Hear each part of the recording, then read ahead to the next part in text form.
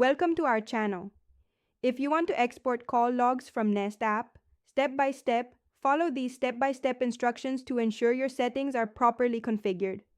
Step 1. Open the application or website on your device. Make sure you are logged in with your account credentials to access all settings and features. Step 2. Navigate to the settings menu by tapping the profile icon or menu button, usually located in the top corner of the screen. Step 3. Look for the relevant section in your settings menu. This may be under Privacy, Security, Preferences, or Account Settings depending on the platform. Step 4. Find the specific option you need to modify. Read any available descriptions to understand what each setting controls before making changes. Step 5. Toggle the setting on or off, or select your preferred option from the available choices. Some settings may require additional confirmation. Step 6. Save your changes if prompted.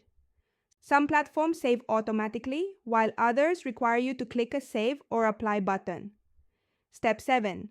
Verify that your changes have taken effect by checking the setting status or testing the functionality you just modified.